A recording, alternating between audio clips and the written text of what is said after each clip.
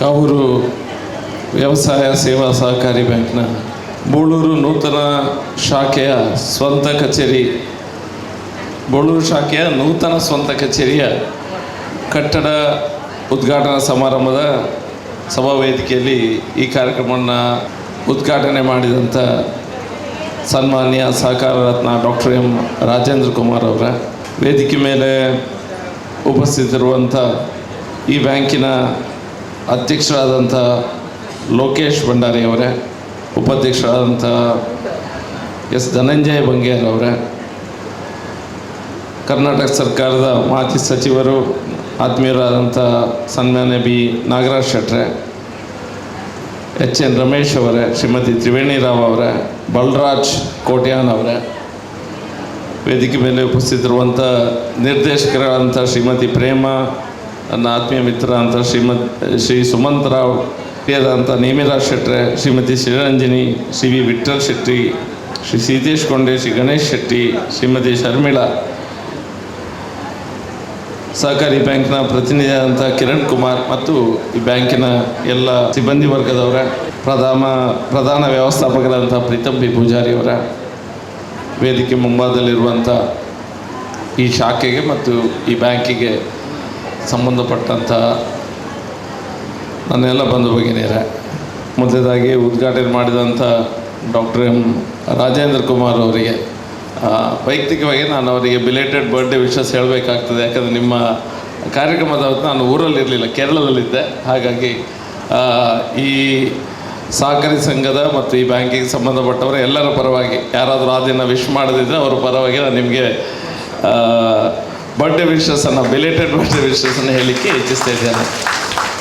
ಸಹಕಾರಿ ರಂಗದಲ್ಲಿ ಯಾವ ರೀತಿ ಕೆಲಸ ಮಾಡಿದ್ದಾರೆ ಅವರನ್ನು ನಮಗೆಲ್ಲರಿಗೂ ಗೊತ್ತಿರುವಂಥ ವಿಷಯ, ಎಲ್ಲ ಕಾರ್ಯಕ್ರಮದಲ್ಲಿ ನೀವು ಕೇಳಿದ್ರಿ. ಸಮಾಜಮುಖಿ ಯಾವುದೇ ಕೆಲಸಗಳಲ್ಲಿ ನಾವು ಮುಂದೆ ಹೋಗೋದಿದ್ರೂ ಸಹ ರಾಜಕಾರಣಿಗಳಿರ್ಬೋದು, ಸಮಾಜದಲ್ಲಿ ಕೆಲಸ ಮಾಡುವಂಥ ಎಲ್ಲರಿಗೂ ಸಹ ಬೆನ್ನೆಲುಬಾಗಿ ನಿಲ್ತಿರುವಂಥ ವ್ಯಕ್ತಿ ಡಾಕ್ಟರ್ ರಾಜೇಂದ್ರ ಕುಮಾರ್ ಅಂತ ಹೇಳಿದ್ರೆ ತಪ್ಪಾಗಲಿಕ್ಕಿಲ್ಲ. ಬಹಳ ವರ್ಷಗಳ ಪರಿಚಯ ನನಗೂ ಸಹ, ನಾನು MLA ಆಗಲಿಕ್ಕಿಂತ 10-15 ವರ್ಷಗಳ ಹಿಂದಿನಿಂದ ಅವರ ಪರಿಚಯ. ಯಾವತ್ತೂ ಸಹ ಯಾವುದಕ್ಕೂ ಸಹ ನೆಗೆಟಿವ್ ಕಾನ್ಸೆಪ್ಟ್ ಇಲ್ಲದಂಥ ಒಂದು ವ್ಯಕ್ತಿತ್ವ ಅಂತ ಹೇಳಿದ್ರೆ ತಪ್ಪಾಗಲಿಕ್ಕಿಲ್ಲ. ಇವತ್ತು ಕಾವೂರು ವ್ಯವಸಾಯ ಸಹಕಾರಿ ಬ್ಯಾಂಕ್ ಈ ಮಟ್ಟಕ್ಕೆ ಬೆಳೆದು ನಿಂತಿದೆ. ಇದರಲ್ಲಿ ನಾವು ಹಿಂದಿನ ಅಧ್ಯಕ್ಷರು ದಿವಂಗತರಾದಂಥ ಹರೀಶ್ ಅಣ್ಣನವರ ಕೊಡುಗೆ ಏನಿದೆ ನಮಗೆಲ್ಲರಿಗೂ ಗೊತ್ತಿದೆ. ನಾವು ಅದನ್ನು ನೆನಪಿಸ್ಕೊಳ್ಳೇಬೇಕು. ಅಹರ್ನಿಶಿ ದಿನನಿತ್ಯ ಈ ಬ್ಯಾಂಕಿಗಾಗಿ ತನ್ನ ಜೀವನವನ್ನೇ ಮುಡಿಪಾಗಿಟ್ಟಂಥ ವ್ಯಕ್ತಿ ಅಂತ ಹೇಳಿದ್ರೆ ಖಂಡಿತ ತಪ್ಪಾಗಲಿಕ್ಕಿಲ್ಲ. ಇಡೀ ದಿನ ಬ್ಯಾಂಕಲ್ಲಿ ಕೂತ್ಕೊಂಡು ಆ ಬ್ಯಾಂಕಿನ ಬಗ್ಗೆ, ಆಗು ಹೋಗುಗಳ ಬಗ್ಗೆ ಬಹಳ ಗಮನವನ್ನು ಕೊಟ್ಟಂಥ ಒಂದು ವ್ಯಕ್ತಿ. ನಾವು ಯಾರಾದರೂ ಫೋನ್ ಮಾಡಿ ಏನಾದರೂ ಸಣ್ಣ ಪುಟ್ಟ ಕೆಲಸ ಹೇಳಿದರೂ ಸಹ ಅಥವಾ ದೊಡ್ಡ ದೊಡ್ಡ ಕೆಲಸ ಹೇಳಿದರೂ ಸಹ ಯಾವತ್ತೂ ಸಹ ಆಗೋದಿಲ್ಲ ಅಂತ ಹೇಳಲಿಲ್ಲ. ಏನಾದರೂ ಅಷ್ಟು ಕಷ್ಟ ಆದರೆ ಮನೆಗೆ ಬಂದು ಕೂತ್ಕೊಂಡು ಅದನ್ನು ಚರ್ಚೆ ಮಾಡಿ ಏನಾದರೂ ಒಂದು ವ್ಯವಸ್ಥೆಯನ್ನು ಮಾಡುವಂಥ ಒಂದು ವ್ಯಕ್ತಿತ್ವ ಅವರಲ್ಲಿತ್ತು. ಬಹುಶಃ ಈಗಿನ ನಮ್ಮ ಅಧ್ಯಕ್ಷರು, ಉಪಾಧ್ಯಕ್ಷರು ಮತ್ತು ಎಲ್ಲ ನಮ್ಮ ಬ್ಯಾಂಕಿನ ನಿರ್ದೇಶಕ ವರ್ಗದವರು ಯಾರಿದ್ದಾರೆ ಅವರಿಗೆ ಅವರು ಮೇಲ್ಪಂಕ್ತಿ ಹಾಕಿಕೊಟ್ಟಿದ್ದಾರೆ. ಬ್ಯಾಂಕನ್ನು ಈ ರೀತಿ ನಡೆಸಿದರೆ ಒಳ್ಳೆಯದು ಅನ್ನುವಂಥ ಮೇಲ್ಪಂಕ್ತಿ ಹಾಕಿಕೊಟ್ಟಂಥ ವ್ಯಕ್ತಿ. ಅವರು ಹಾಕಿದ ದಾರಿಯಲ್ಲೇ ಇವರು ಸಹ ಮುಂದೆ ಹೋಗ್ತಾ ಇದ್ದಾರೆ ಅನ್ನೋದು ಸಂತೋಷದ ವಿಷಯ. ನಿಮಗೆಲ್ಲರಿಗೂ ಸಹ ನಾನು ಅಭಿನಂದನೆ ಸಲ್ಲಿಸಲಿಕ್ಕೆ ಇಚ್ಛಿಸ್ತಾ ಇದ್ದೇನೆ. ಸಹಕಾರಿ ಬ್ಯಾಂಕನ್ನು ನಡೆಸೋದು ಸುಲಭ ಅಲ್ಲ, ಆದರೆ ಸಹಕಾರಿ ಬ್ಯಾಂಕ್ ಸಕ್ಸಸ್ಫುಲ್ ಆಗಿ ನಡೆದರೆ ಅದರಿಂದ ಮುಖ್ಯ ಉಪಯೋಗ ಆಗುವುದು ಊರಿನ ಜನರಿಗೆ. ಇಲ್ಲೇ ನ್ಯಾಷನಲೈಸ್ ಬ್ಯಾಂಕ್ ಹೋದಾಗ 1000 ಪೇಪರ್ ವರ್ಕು, 1000 ಟೆನ್ಷನ್ ಬೇರೆ, ಪುನಃ ಅದು ಇದು ಅನ್ನುವಂಥ ಒಂದು ಅವ್ಯವಸ್ಥೆ ಅಲ್ಲಿ ನಾವು ಸಿಕ್ಕಿ ಬೀಳುವಂಥದ್ದು ಜಾಸ್ತಿ. ಸಹಕಾರಿ ಸಂಘದಲ್ಲಿ ಸುಲಭವಾಗಿ ಯಾರಾದರೂ ಅರ್ಜೆಂಟಿಗಾಗಿ ದುಡ್ಡಿನ ಅವಶ್ಯಕತೆ ಇದ್ದರೆ ಬಿಸ್ನೆಸ್, ಎಷ್ಟೋ ಜನ ಉದ್ಯಮಿಗಳು ಸಹಕಾರಿ ಬ್ಯಾಂಕಿನ ಮೂಲಕ ಮೇಲೆ ಬಂದದ್ದನ್ನು ನಾವು ನೋಡ್ತೇವೆ. ಅಂದರೆ ಹಾಗಾಗಿ ಸಹಕಾರಿ ಬ್ಯಾಂಕ್ ನಮ್ಮ ಜೀವನದಲ್ಲಿ ದೊಡ್ಡದೊಂದು ಬದಲಾವಣೆಯನ್ನು ತರುವಂಥ ಕೆಲಸ ಮಸ್ತ್ ಜನರ ಜೀವನದಲ್ಲಿ ಮಾಡಿದೆ. ಸಹಕಾರಿ ಬ್ಯಾಂಕಲ್ಲಿ ಫಿಸ್ಕಲ್ ಡಿಸಿಪ್ಲಿನನ್ನು ಮೇಂಟೈನ್ ಮಾಡಲಿಕ್ಕೆ ಕೆಲವು ಸತಿ ಕಷ್ಟ ಆಗ್ತದೆ. ಯಾಕಂತ ಹೇಳಿದ್ರೆ ನಮಗೆ ಲೋನ್ ಕೊಟ್ಟ ನಂತರ ರಿಟ್ರೀವ್ ಮಾಡಬೇಕಾಗ್ತದೆ. ರಿಟ್ರೀವ್ ಮಾಡುವಂಥ ಸಂದರ್ಭದಲ್ಲಿ ಎಲ್ಲ ಗುರುತ ಪರಿಚಯದವರೇ ಇರೋದು. ಪುನಃ ಯಾರಿಗೆ ಲೋನ್ ಕೊಡ್ತೇವೆ ಪುನಃ ಅವ್ರ ಹತ್ರನೇ ಪುನಃ ಇಲೆಕ್ಷನ್ ಬರ್ತದೆ 5 ವರ್ಷಕ್ಕೆ ಒಂದು ಸತಿ, ಪುನಃ ಅವರೇ ವೋಟ್ ಹಾಕಬೇಕು. ನೀವು ವೋಟರ್ಸ್ ಹತ್ರ ಹೋಗಿ ನೀವು ಲೋನು ಏನು ಕಟ್ಟಲಿಲ್ಲ ಅಂತ ಸ್ವಲ್ಪ ಜೋರು ಮಾತಾಡಿದರೆ ನೆಕ್ಸ್ಟ್ ಟೈಮ್ ನೀವು ಡೈರೆಕ್ಟರ್ ಆಗೋದು ಚಾನ್ಸಸ್ ಕಡಿಮೆ. ಇದೆಲ್ಲದರ ನಡುವೆ ಈ ಬ್ಯಾಂಕನ್ನು ಈ ರೀತಿಯಾಗಿ ನೀವು ಮ್ಯಾನೇಜ್ ಮಾಡ್ಕೊಂಡು ಹೋಗ್ಕೊಡ್ಬೇಕಾದ್ರೆ ಅದು ಸುಲಭ ಕೆಲಸ ಅಲ್ಲ. ಒಂದು ಕಡೆಯಲ್ಲಿ ಫಿಸಿಕಲ್ ಡಿಸಿಪ್ಲಿನನ್ನು ಮ್ಯಾನೇಜ್ ಮಾಡಬೇಕು, ಮತ್ತೊಂದು ಕಡೆಯಲ್ಲಿ ಒಳ್ಳೆಯ ರೀತಿಯ ಒಂದು ಲಾಭವನ್ನು ಸಹ ಬ್ಯಾಂಕ್ ಗಳಿಸುವಂಥ ಮಾಡಬೇಕು. ಲಾಭ ಗಳಿಸಿದ್ರು ಸಹ ನೀವು ಜನರಲ್ ಬಾಡಿ ಮೀಟಿಂಗಲ್ಲಿ ಎಲ್ಲರೂ ಕ್ವಶನ್ ಮಾಡ್ತಾರೆ. ಲೋನ್ ಕಟ್ಟಿದ್ದನ್ನು ನೀವು ಪುನಃ ಕ್ವಶನ್ ಮಾಡಲಿಕ್ಕೆ ಹೋದರೆ ನೀವು 5 ವರ್ಷ ಇರೋದು, ಮತ್ತೆ ಪುನಃ ಅದೆಲ್ಲ ಸಮಸ್ಯೆಗಳನ್ನು ಪರಿಹರಿಸ್ಕೊಂಡು ಹೋಗಬೇಕಾಗ್ತದೆ. ಹಾಗಾಗಿ ಸಹಕಾರಿ ರಂಗದಲ್ಲಿ ಸಕ್ಸಸ್ ಆಗಬೇಕಾದ್ರೆ ನಿಮಗೆ ಒಳ್ಳೆ ರೀತಿಯ ಈ ಬ್ಯಾಂಕಿಂಗ್ ಫೆಸಿಲಿಟಿಯ ಗ್ರಿಪ್ ಏನಿದೆ ಅದು ಬೇಕಾಗ್ತದೆ. ಬಹುಶಃ ನಾವೆಲ್ಲರೂ ಅದನ್ನು ಡಾಕ್ಟರ್ ರಾಜೇಂದ್ರ ಕುಮಾರ್ ಹತ್ರ ನಾವು ಕಲೀಲಿಕ್ಕೆ ಸಾಧ್ಯ. ಎಲ್ಲರಿಗೂ ಯಾರಿಗೂ ಅನ್ಯಾಯವಾಗದಂಥ ರೀತಿಯಲ್ಲಿ, ಬ್ಯಾಂಕಿಂಗ್ ಸಹ ಅನ್ಯಾಯವಾಗದಂಥ ರೀತಿಯಲ್ಲಿ ನಡೆಸ್ಕೊಳ್ಬೇಕಾಗ್ತದೆ.